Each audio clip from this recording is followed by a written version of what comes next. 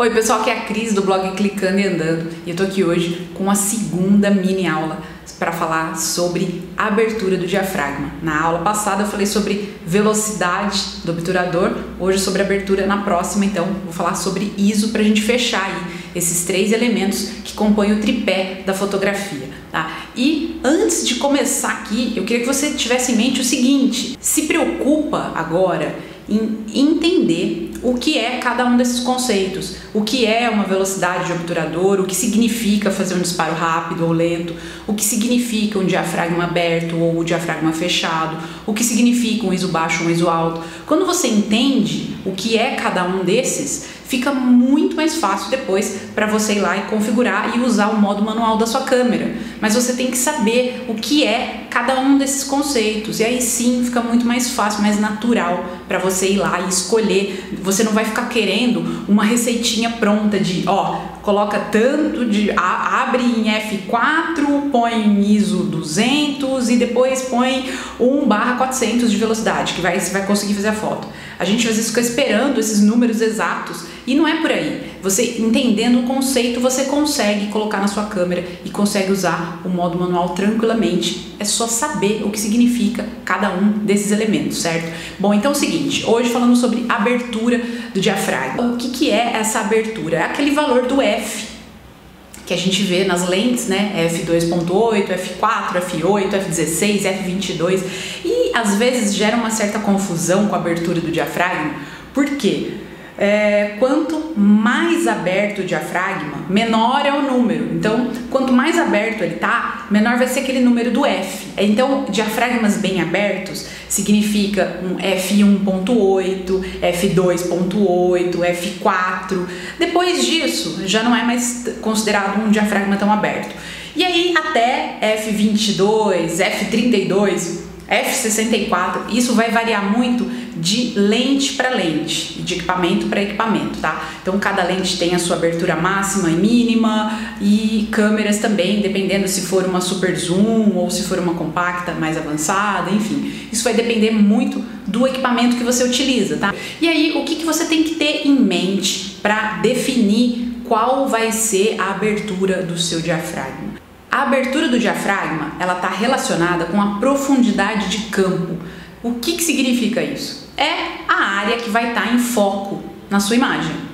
Então, se você escolhe aberturas do diafragma maiores, tipo um F2.8, você vai ter uma área pequenininha no foco e o resto vai estar totalmente desfocado. Então, se você quer fazer aquela foto com fundo desfocado, bem para dar destaque para a pessoa que você está fotografando ou para o objeto, enfim, você vai optar por aberturas maiores.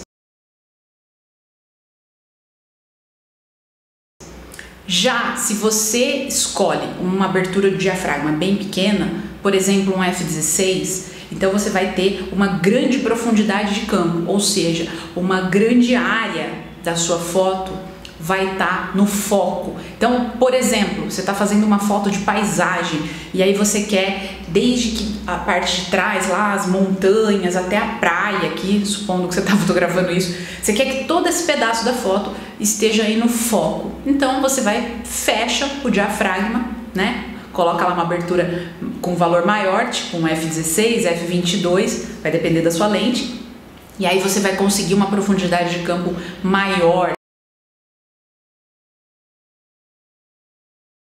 Então, basicamente, a abertura do diafragma está totalmente relacionada com a profundidade de campo, ou seja, com a profundidade do seu foco, vamos dizer assim. O quão profundo é o seu foco, se você quer mais planos no foco ou se você quer menos planos no foco. É só você ter isso em mente que vai facilitar muito na hora de você definir qual vai ser a abertura, e você pode inclusive usar aqueles modos de prioridade. Por exemplo, no vídeo passado que eu falei de velocidade, você pode, com aqueles conceitos que eu te expliquei em mente, você pode trabalhar com o modo de prioridade de velocidade para treinar o conceito de velocidade.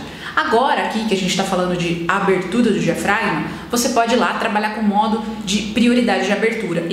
Antes de eu migrar para o modo manual, eu usei muito o modo de prioridade de abertura, que na Canon é o modo AV. E eu me dei muito bem com esse modo porque eu queria realmente priorizar a abertura. Então, eu sugiro que você faça esses testes, usa lá o modo prioridade de abertura e brinca. Faça testes com aberturas maiores, menores e vê o que aquilo representa na sua foto. Porque aí você começa a entender o que é cada um desses conceitos, o que significa diafragma aberto ou fechado. E aí, só uma explicação, como nas DSLRs, né, a abertura do diafragma está relacionada à lente que você está usando. Quando a gente fala em lente clara, a gente está falando em lentes que têm grandes aberturas do diafragma. Então, por exemplo, uma lente, essa que eu estou usando aqui agora para gravar esse vídeo, é uma lente 40mm e ela abre em 2.8. Então, é considerada uma lente clara. Por exemplo, a 50mm, a mais comum é a 1.8, eu tenho ela também, ela abre bem o diafragma, ou seja, é uma lente clara. São lentes claras porque elas têm uma grande abertura do diafragma, consequentemente entra mais luz no seu sensor e por isso ela é considerada uma lente clara. Já, por exemplo, as lentes do kit, eu tenho uma aí, por exemplo, quando eu comprei minha primeira DSLR, eu tenho uma 18-135. E a abertura máxima dela é 3.5. Aí ela já não é considerada uma lente tão clara assim, tá?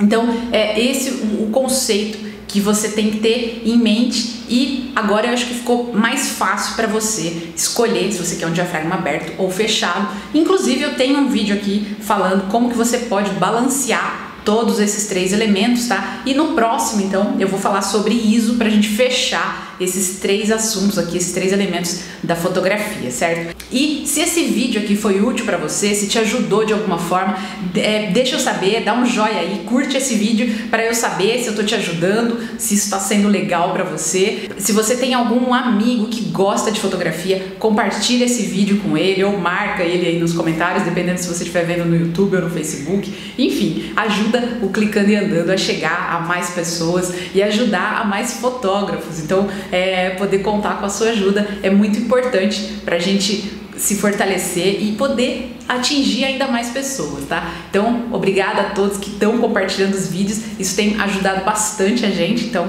eu sou muito grata a você que está compartilhando, curtindo e até o próximo vídeo.